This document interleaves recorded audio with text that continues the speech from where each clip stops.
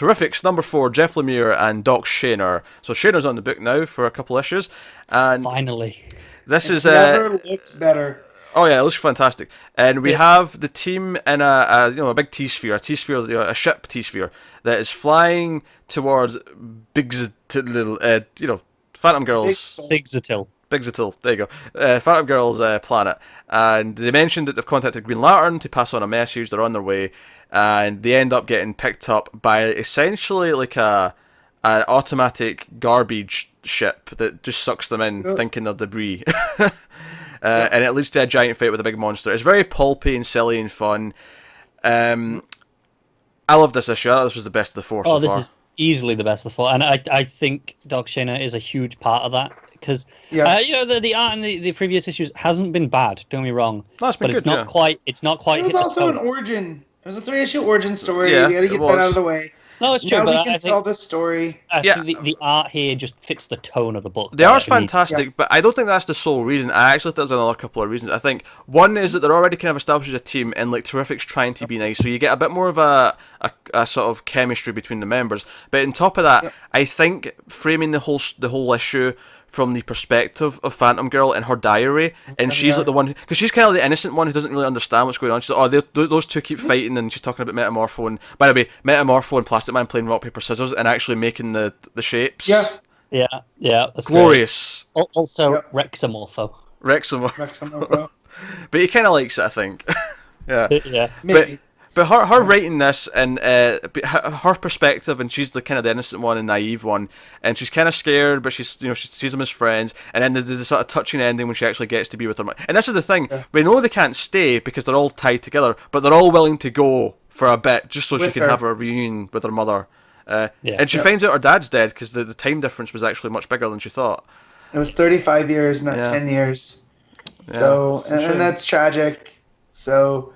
But yeah, just Plastic Man calling the team the Terrifics.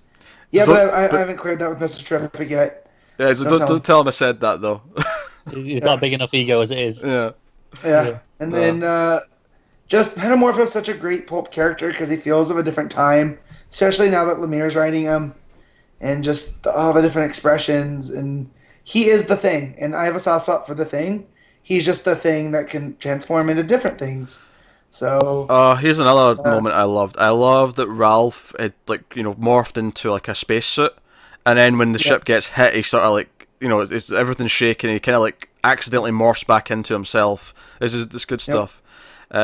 So much of it. I'm all for cosmic pulpy adventures with all this team, and they got the matching outfits now as well. They're all in the white and black. It's good stuff. No, I can't praise this enough. I had so much fun with this. Oh, this is. And also, it still reminds me of Fantastic Four, where they're the suits that are designed to keep the dark energy in check. A lot like the unstable molecules that were around from Fantastic Four. Man, even when Plastic Man stretches to pat Phantom Girl on the shoulder, but he can't really do it. He's just pretending, and he does the little sound effect, and he's like pat pat pat. Yeah. Oh, it's so good. That killed me.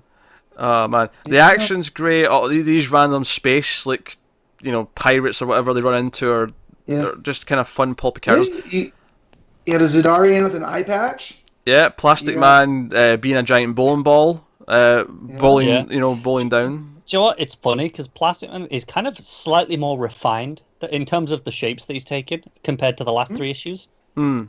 They're a lot more recognizable shapes for the most part, but oh man, they just look so good. Yeah, it's good. No, everything, the chemistry's kind of popping. I think what's worse about this is that they're essentially doing a nice favor for Phantom Girl, so she feels more, a part of the team, and having her say, "Don't worry, boss, I got this," in one of the pages talking to Terrific. Yep. It's just like, no, but actually, it feels like they're forming now. It feels like they're actually building like a chemistry between them. And it's got a touching ending, and it's a completely standalone thing as well. So we're starting the proper story next issue with whatever we're doing. I know. Solicitous for teasing, we're getting into the Tom Strong stuff in August. Yeah, yep. I imagine that monster that showed up in issue 3 in the city will be what we're maybe getting to. Yeah, probably. Yeah, the War Wheel stuff. Yeah, I do kind of hope it's just another standalone issue because we've only got one more of Doc Shaner, right? I think it probably will be. So I hope it's just a standalone, and then, so it's not just, here's part 1 of an arc, and then part 2 someone else. Yeah, I think this is the sort of book where it'll be a lot of standalone issues, and I think it'll work for this book.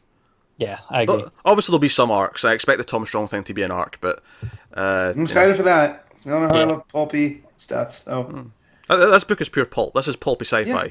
Oh yeah, this is easily the best issue of the 4, though. I've liked them all. I've been in love with the whole series, but I think this is the best one. So ratings. We shall rate the Terrifics.